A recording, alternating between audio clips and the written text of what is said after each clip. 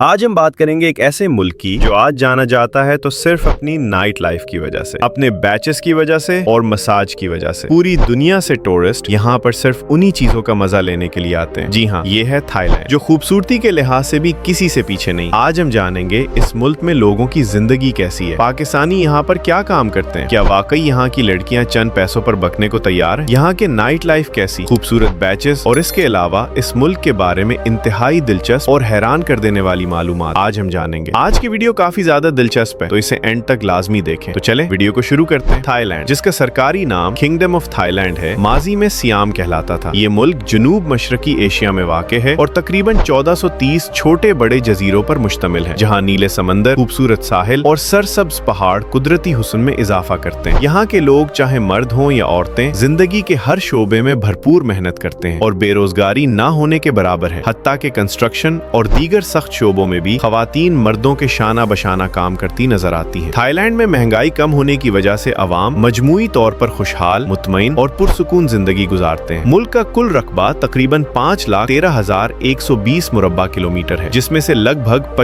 4% حصہ پانی پر مشتمل ہے۔ جغرافیائی لحاظ سے اس کی سرحدیں شمال میں میانمار، مشرق اور شمال مشرق میں لاؤس و کمبوڈیا، جنوب میں خلیج تھائی لینڈ اور ملائیشیا، جبکہ مغرب میں بحیرہ انڈمان سے ملتی ہیں۔ یہ ملک دنیا کے ان چند ممالک میں شامل ہے جو کبھی باقاعدہ نوآبادیات نہیں بنے، اسی لیے یہاں کی ثقافت، قومی شناخت اور خود مختاری آج بھی مضبوط نظر آتی ہے۔ تھائی عوام اپنی خوش اخلاقی، مسکراہٹ اور نظم و ضبط کی وجہ سے مشہور ہے، اور یہی خصوصیات تھائی لینڈ کو ایک پرامن، محنتی اور ترقی یافتہ معاشرے کی خوبصورت مثال بناتی ہیں۔ پیارے دوستو، یہاں پر آپ کو ایک دلچسپ بات بتاتے چلیں کہ تھائی لینڈ دنیا کی وہ قوم ہے جو کبھی بھی دوسرے یورپی ملکوں کے زیر تسلط نہیں آئی، مطلب ان پر آج تک یورپ حکمرانی نہ کر سکا۔ سادہ الفاظ میں کہا جائے تو یہ قوم کبھی بھی غلام نہیں بنی۔ یہ ملک اپنی خوبصورتی کے لحاظ سے بھی دنیا میں ایک الگ ہی مقام رکھتا ہے۔ اس بات کا اندازہ آپ یہاں سے لگا لیں کہ ہالی ووڈ کی کئی فلمیں تھائی لینڈ میں بنائی جاتی ہے، خاص طور پر یہاں بینکاک۔ تھائی لینڈ کا سب سے بڑا شہر اور دارالحکومت ہے، جو دنیا کے جدید ترین، مصروف ترین اور متحرک شہروں میں شمار ہوتا ہے۔ دراصل بینکاک کا اصل نام دنیا کے طویل ترین شہروں کے ناموں میں شمار ہوتا ہے، جو درجنوں الفاظ پر مشتمل ہے، اور اردو زبان میں اس کا نام لینا مشکل ہوتا ہے۔ پورے تھائی لینڈ میں سب سے زیادہ کاروبار، سرمایہ کاری اور تجارتی سرگرمیاں اسی شہر میں ہوتی ہیں۔ بینکاک میں آپ کو ہر طرف بڑے بڑے شاپنگ مالز، لمبی اور گنجان مارکیٹیں، عالمی معیار کے ریسٹورنٹس، کیفے اور اسٹریٹ فوڈ نظر آتا ہے، جو اس شہر کی معاشی اور ثقافتی زندگی کو مزید متحرک بناتا ہے۔ جدید طرز تعمیر، بلند و بالا عمارتیں، جدید ٹرانسپورٹ سسٹم اور صفائی کا اعلیٰ معیار اس شہر کی پہچان ہے۔ بینکاک نہ صرف تھائی لینڈ کا تجارتی اور مالیاتی مرکز ہے، بلکہ یہ ملک کی سیاست، معیشت، تعلیم اور میڈیا کا بھی مرکزی محور سمجھا جاتا ہے۔ 1960 سے 1980 کی دہائی کے دوران اس شہر نے غیر معمولی رفتار سے ترقی کی، جس نے اسے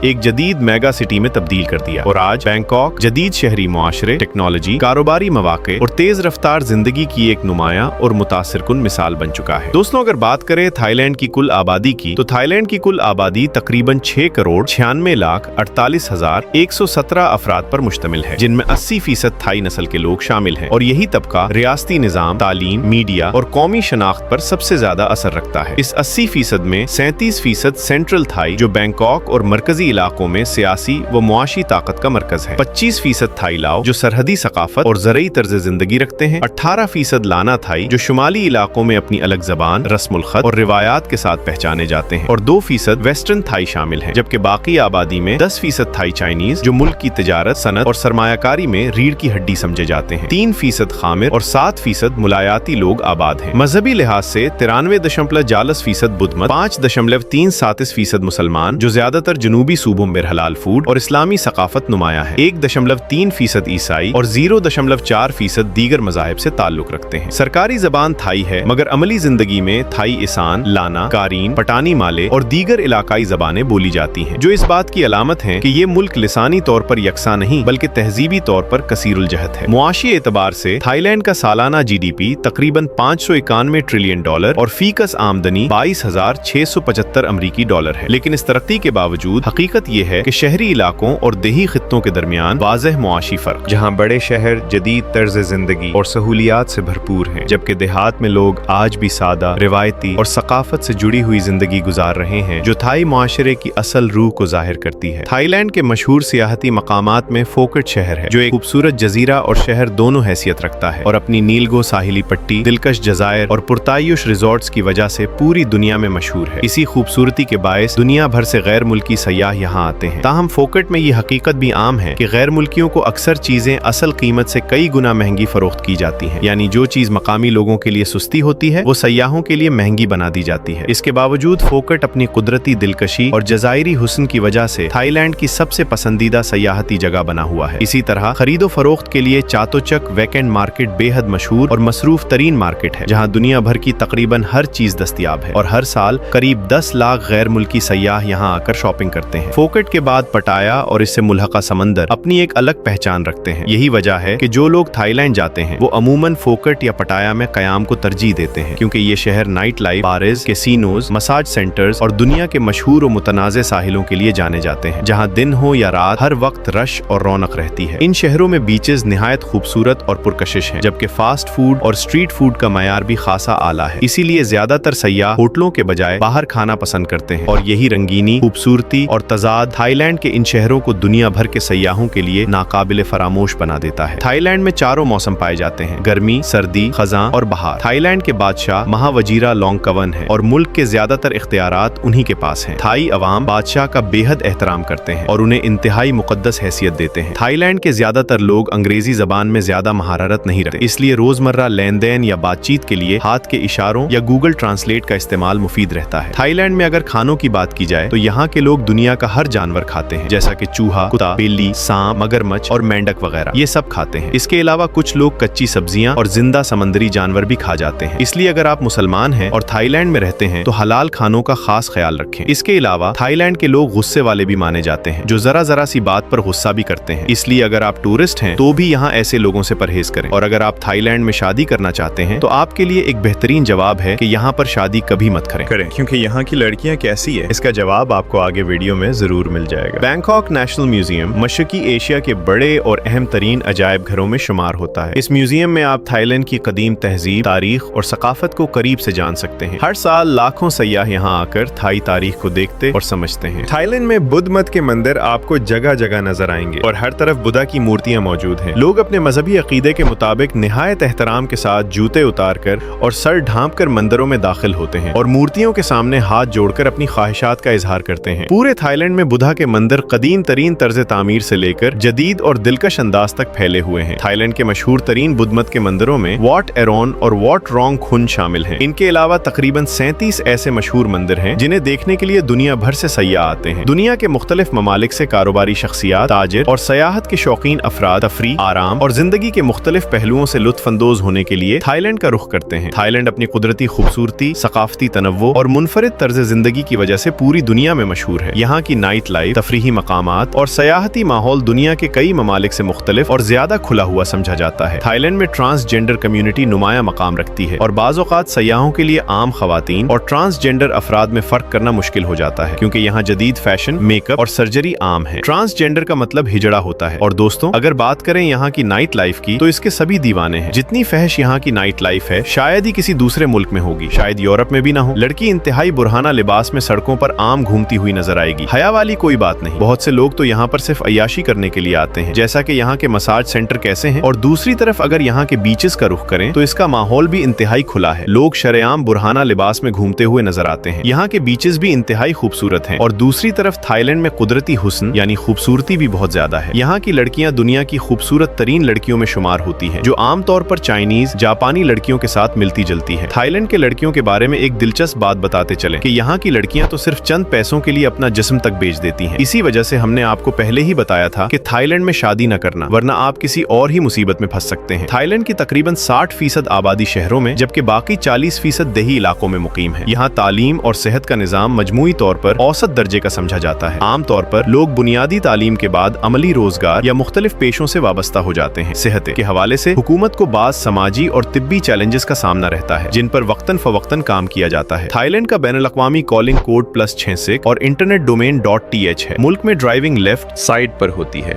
और मजमूई तौर पर ट्रैफिक का निजाम मुनज़्ज़म समझा जाता है। यहाँ की करेंसी थाई बात है, जिसकी कदर दीगर करेंसियों के मुकाबले में वक्त के साथ बदलती रहती है। तकरीबन एक थाई बात चंद पाकिस्तानी और भारतीय रुपयों के बराबर आता है। थाईलैंड की मईशत में इलेक्ट्रॉनिक्स, एशियाई तिजारत और हुकूमती शोबे अहम किरदार अदा करते हैं। ताहम सयाहत इस मुल्क की सबसे बड़ी और नुमाया सनत है, जो हर साल लाखों सयाहों को मुतवज्जे करती है। मुल्क में मजमूई तौर पर 38 हवाई अड्डे मौजूद हैं, जिनमें से 10 बैनुल-अक़वामी परवाजों के लिए इस्तेमाल होते हैं, जबकि बाकी मुल्की सफरी जरूरियात पूरी करते हैं। थाई एयरवेज दुनिया की मारूफ एयरलाइंस में शुमार होती है, जिसके जरिए हर साल बड़ी तादाद में मुसाफिर सफर करते हैं। मुख्तलिफ रिपोर्ट्स के मुताबिक थाईलैंड में पाकिस्तानी कम्युनिटी भी मौजूद है, जिनमें से कई खानदान नस्लों से वहाँ आबाद हैं और कारोबार और माश से वाबस्ता है। थाईलैंड का कौमी जानवर हाथी है। कौमी परिंदा सियामीज फायरबैक कहलाता है, जबकि कौमी फूल राजा फ्रोक है। इस मुल्क का कौमी फल मंगोस्टीन और कौमी खाना पैड थाई है, जो फ्राइड नूडल्स, अंडे, सब्जियों, गोश्त या मछली, टोफू और मीठी तेज मसालादार चटनियों के साथ तैयार किया जाता है। तारीखी तौर पर थाई अवाम की एक बड़ी तादाद 6वीं से 11वीं सदी ईस्वी के दरमियान चीन के मुख्तलिफ इलाकों से हिजरत करके यहाँ आबाद हुई। इसी वजह से आज भी थाईलैंड में चीनी सकाफत के असरात और मुताद्दिद मंदिरों की मौजूदगी देखी जा सकती है। दोस्तों, अगर आप पाकिस्तान से थाईलैंड जाना चाहते हैं तो इस पर भी बात करते हैं। पाकिस्तानी शहरी थाईलैंड जाने के लिए सबसे पहले कम से कम 6 माह कारामद पासपोर्ट और सियाहती वीजा हासिल करते हैं, जो अमूमन रॉयल थाई एम्बेसी या मजाज वीजा सेंटर के जरिए अप्लाई किया जाता है। वीजा के लिए पासपोर्ट, तस्वीर, बैंक स्टेटमेंट, होटल बुकिंग और रिटर्न टिकट दरकार होते हैं। वीजा मिलने के बाद पाकिस्तान से बैंकॉक के लिए बराह रास्त या स्टॉप ओवर फ्लाइट ली जा सकती है और लैंडिंग पर इमिग्रेशन में दस्तावेजात दिखाकर कानूनी तौर पर मुल्क में दाखिल हुआ जाता है। तो प्यारे दोस्तों, ये थी हमारी आज की थाईलैंड के ऊपर बनाई जाने वाली दिलचस्प वीडियो। अगर वीडियो अच्छी लगी हो तो वीडियो को लाइक और चैनल को सब्सक्राइब कर दें। मिलते हैं इंशाअल्लाह एक नई वीडियो में। अपना ख्याल रखें। अल्लाह हाफिज।